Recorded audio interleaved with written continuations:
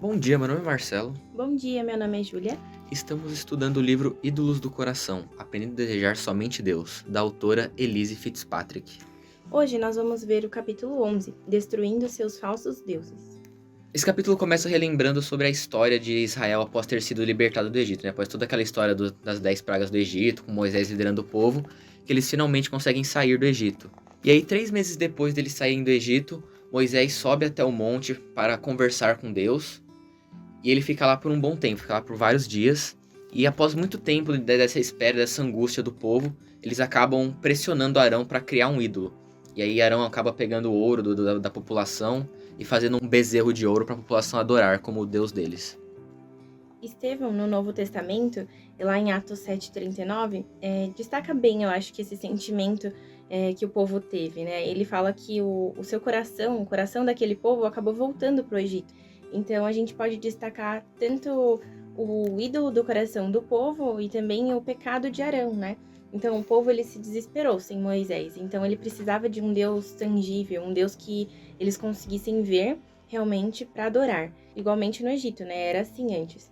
E Arão também foi tomado pela idolatria, pelo medo, e pensou que talvez um pouco de idolatria fosse melhor do que uma rebeldia do povo inteiro. O grande erro do povo é que eles não estavam com a fé deles firmada em Deus, né? Não estavam com a fé fundamentada em Deus. Como a história nos mostra, eles estavam com a fé fundamentada em Moisés.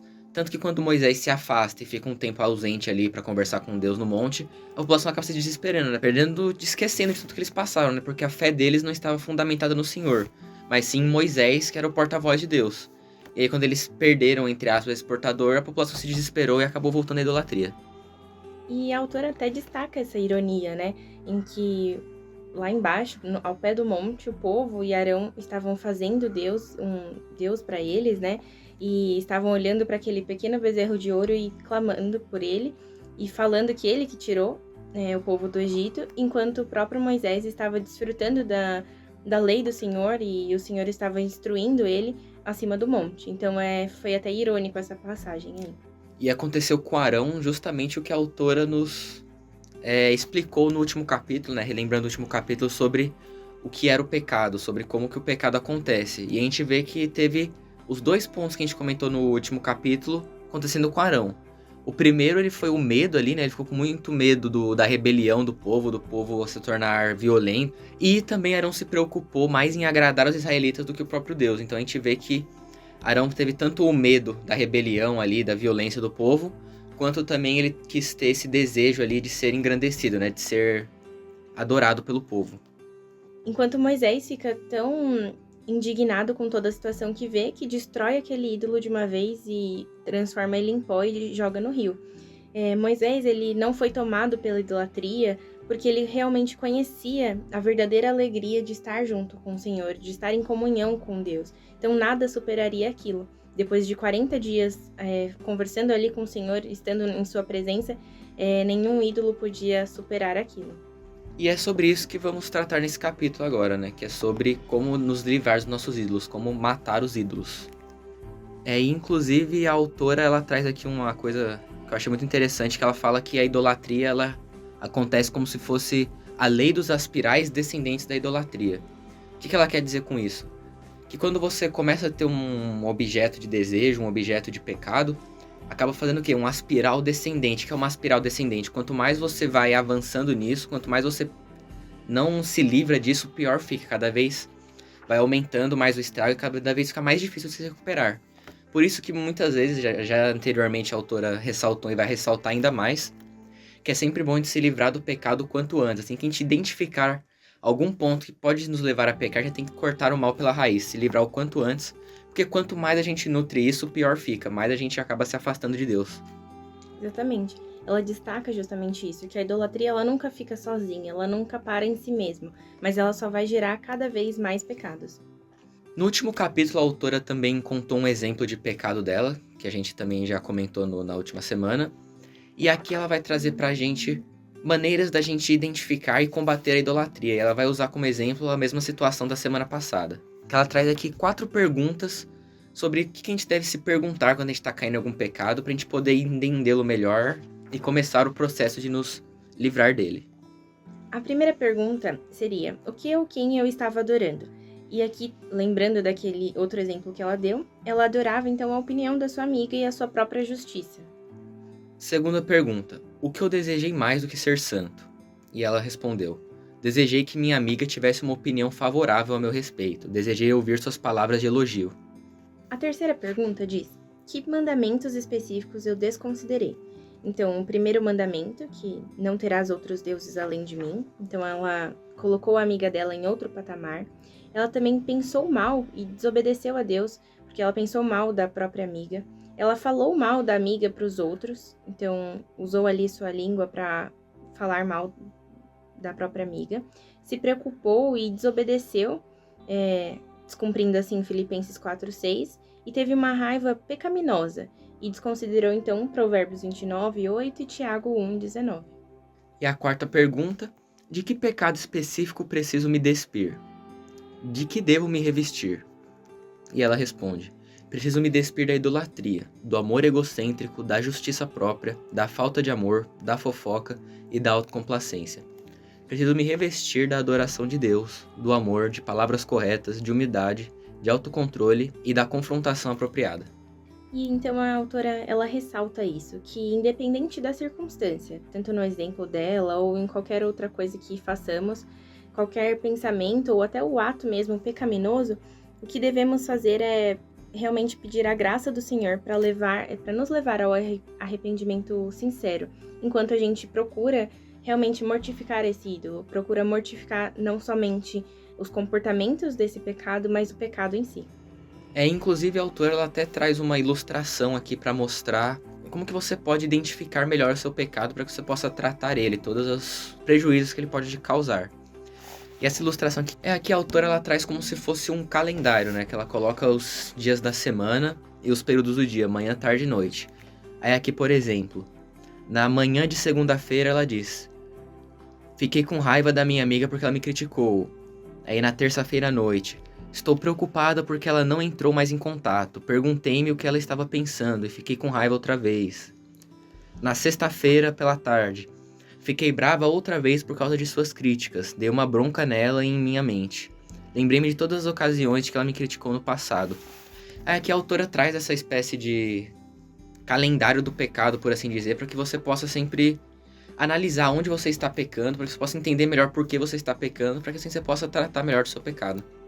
E finalmente vamos então para a parte de como realmente matar um ídolo. Ela chega aqui nessa parte de confissão e arrependimento, onde ela ressalta que, da mesma forma que a oração no último capítulo tão extensamente a gente tratou, ela vai tratar agora como a confissão também e o arrependimento são armas importantes nessa luta contra o pecado, contra os ídolos do nosso coração. Sim, a autora vai trazer que esse é o primeiro passo. Primeiramente, você orar a Deus, reconhecendo o seu pecado. E, em segundo lugar, se arrepender dele. A autora ela traz um exemplo para ilustrar isso, que ela traz sobre a Guerra da Secessão. É uma autora norte-americana, né, ainda faz parte da história dos Estados Unidos. Eu, sinceramente, não conheço muito a Guerra da Secessão, desculpa. Acho que, não sei, a mais próxima do Brasil seria o quê? Guerra de Canudos? Sei lá. Mas sei lá, assim... Provavelmente. De qualquer forma, ela vai trazer toda uma explicação aqui, um exemplo da Guerra da Secessão. Mas o que ela quer trazer com essa ilustração? Qual que é o objetivo dela? Não vou explicar aqui, porque eu não entendi, acho que não vai ser difícil, vai ser complicado. Mas qual que é o objetivo com que ela traz essa ilustração?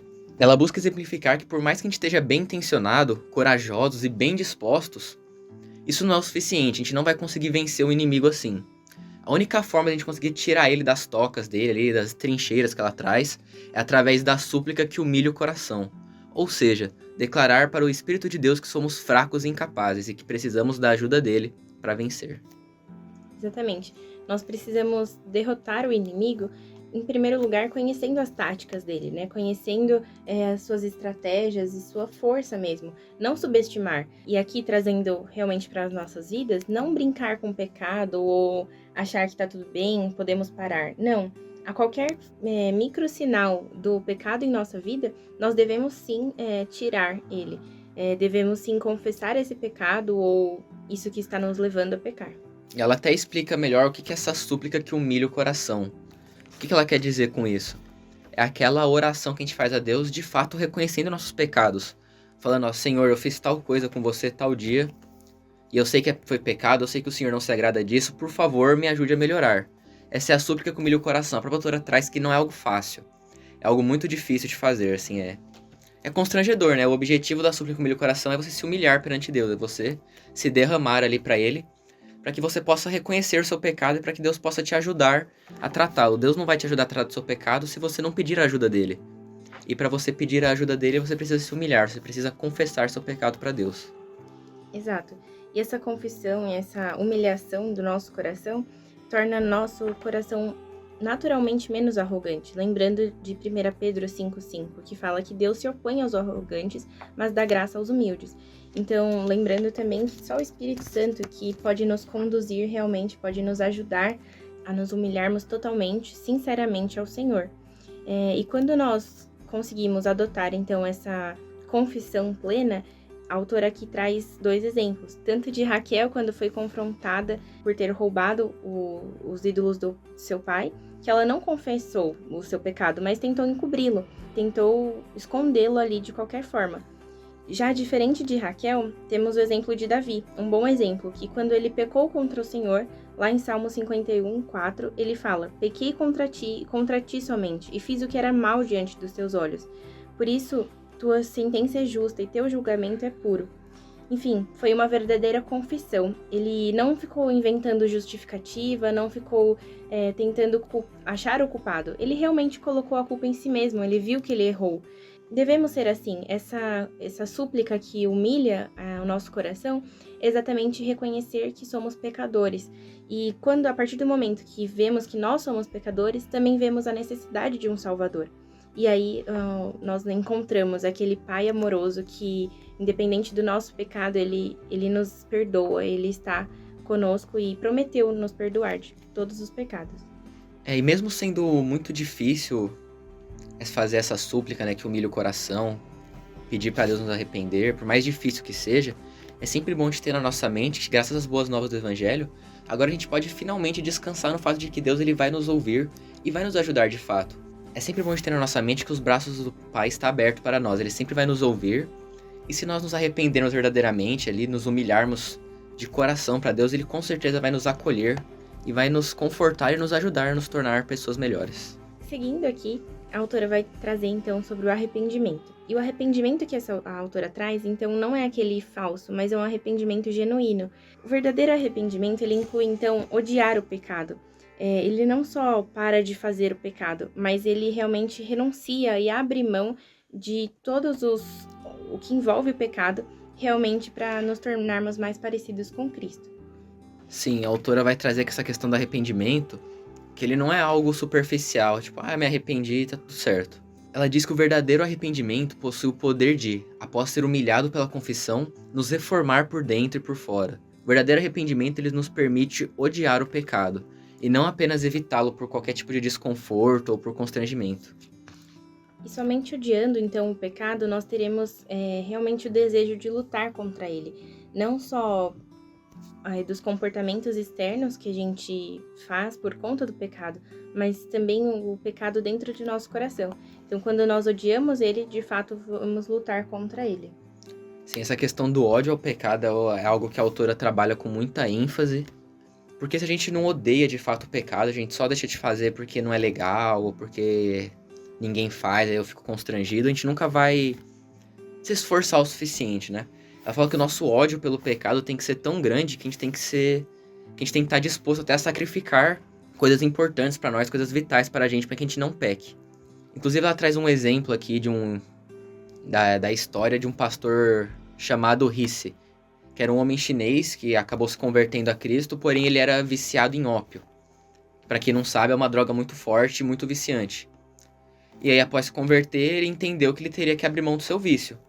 Bom, aí aqui no livro evidencia bastante o sofrimento dele pra largar, né? Porque a abstinência é horrível, assim, muito difícil, é uma luta muito grande.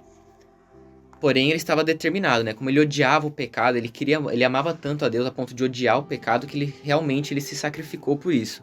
Ele tem várias frases aqui que a autora traz. Diabo, o que você pode fazer contra mim? Minha vida está nas mãos de Deus. Estou verdadeiramente disposto a abandonar o ópio e morrer, mas não estou disposto a continuar em pecado e viver. também diz: talvez eu morra nesta luta, mas não estou disposto a continuar a viver em pecado. E por isso que a autora ressalta tanto essa importância do ódio ao pecado. Se você não odeia o pecado, você não vai ser capaz de se sacrificar de coisas importantes para você, coisas que você considera vitais, para manter a comunhão com Cristo. Somente através do ódio do pecado que você consegue, de fato, estar disposto a se sacrificar para conseguir se livrar dele. Precisamos então arrancar e lançar fora os pecados, que eles não são mais queridos para nós que já nos convertemos, para nós que já entendemos que Cristo é suficiente. Nós precisamos sim nos privar de todos esses desejos que podem até parecer vantajosos ou até encantadores, mas eles, por mais inofensivos que pareçam, eles nos afastam de Deus, nos levam a adorar ídolos. O próprio Mateus 5, 29 e 30 nos traz isso, né? Se teu olho direito te faz tropeçar, arranca-o e jogue fora. Se tua mão direita te faz tropeçar, corte e jogue fora. Ou seja, a gente tem que estar sempre identificando as raízes do nosso pecado e estar dispostos a nos livrar dela. Não basta você identificar se você não estiver disposto a se livrar dela. Aqui no caso do versículo, por mais importante que seja seu olho, sua mão, se isso está te fazendo pecado, você deve se livrar. Claro que está numa linguagem metafórica, mas é importante a gente estar sempre levando em conta esse sacrifício daquilo que nos leva a pecar, por mais importante que seja a nossa vida. E a autora também vai levantar questões de como nós podemos nos guardar também do início do pecado. Não somente dos atos em si, mas às vezes devemos reconhecer realmente coisas que vão gerar o pecado. Então, ocasiões que vão gerar o pecado. E nisso, devemos, sim, depois de reconhecer, parar de praticá-las. Então, ela também traz, por exemplo, que devemos, se o caminho da sua casa te leva a pecar, então mude aquele caminho. Se tal situação te leva a pecar, realmente faça estratégias, trace estratégias com você mesmo e peça ajuda do Senhor para te ajudar e realmente parar de pecar ou parar de ver coisas que te levam ao pecado. Várias etapas que a gente tem que fazer para nos livrar do pecado, né? Tivemos a confissão, o arrependimento e agora o passo do afastamento do pecado. Que a autora vai aqui mostrar a importância da gente estar sempre evitando todos os gatilhos que levam a gente a pecar de alguma forma. Sempre que a gente estiver em algum momento que pode nos levar a pecar, simplesmente evitar esse momento. Como o próprio exemplo que a Júlia trouxe aqui, se o seu caminho te faz pecar, troque-o. E logo em seguida, depois de reconhecer e afastar-nos desse pecado, nós devemos nos revestir de obediência. Nós, então, reconhecemos o pecado, nos despimos dele, mas não devemos deixar assim por isso mesmo. Devemos nos renovar a nossa atitude. Renovar por meio da crença realmente nas boas novas e revestir então de algo bom, de algo que nos acrescentará alguma coisa. Nossa adoração, ela deve então estar cheia de obediência e louvor ao próprio Deus. Sim, a autora até traz alguns exemplos aqui. Se você precisa se despir de raiva, você precisa se revestir de humildade, comunicação e serviço, conforme Efésios 4, 26, 31 e 32 fala. Se você precisa despir-se de medo, então devemos nos revestir de temor a Deus e amor ao próximo, como destaca Lucas 12, 4 e 5 e 1 João também. Se precisa despir de roubo, precisamos nos revestir de trabalho dedicado e contribuição, como diz Efésios 4, 28. Se o nosso problema pode ser palavras grosseiras, devemos nos revestir de palavras gentis, edificantes e cheias de graça, como Efésios 4, 29 nos aponta. Se for de preocupação, devemos nos revestir de orações gratas específicas e pensamentos disciplinados, como diz Filipenses 4, 6 a 9. E a autora agora ela vai trazer um exemplo contemporâneo ali dela, um exemplo contemporâneo ali de uma mulher chamada Maria, que ela estava com um problema, que ela estava com medo de dirigir. Ela precisava levar suas filhas para as atividades dela, escola e afins, porém ela estava com medo de dirigir.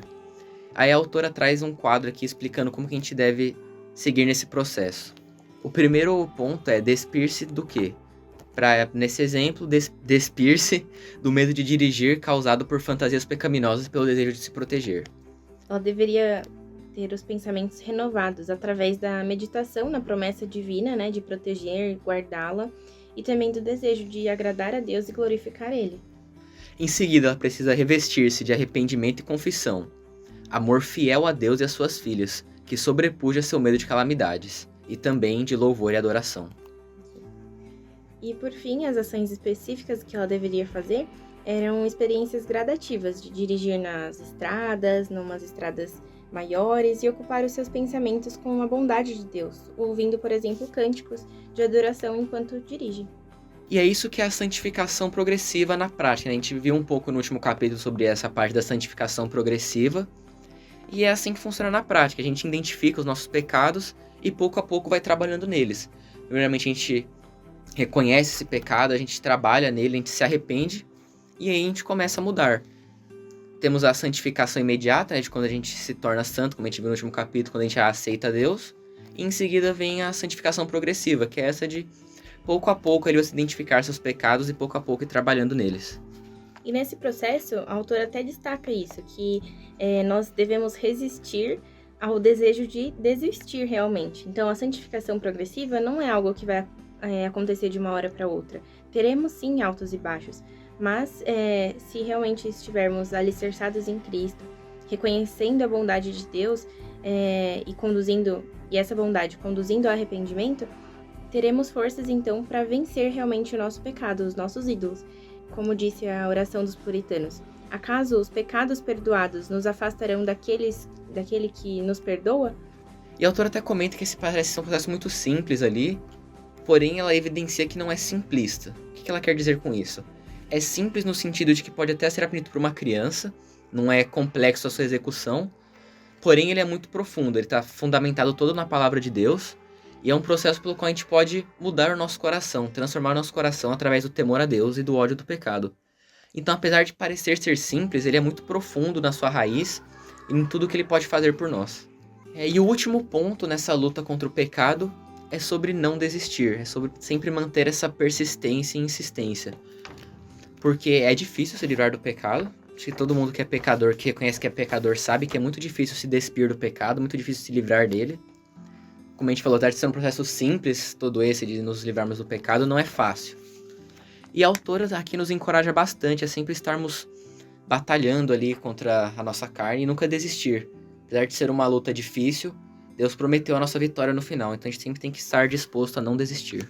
E confiar totalmente no Senhor. Ele sim ele é capaz de nos livrar de todo pecado, então devemos descansar e nos alegrar nele. Então, para nós fecharmos o nosso capítulo, é absolutamente essencial mantermos o nosso coração realmente firmado no Senhor Jesus Cristo. Só nele que vamos poder reconhecer o nosso pecado, e vivermos pela fé em Jesus, pela fé naquele que levou todos os nossos pecados na cruz. Devemos sim tratar o nosso pecado com seriedade, não devemos brincar com qualquer tipo de idolatria ou achar que isso é besteira. Não, devemos cortá-la desde a raiz.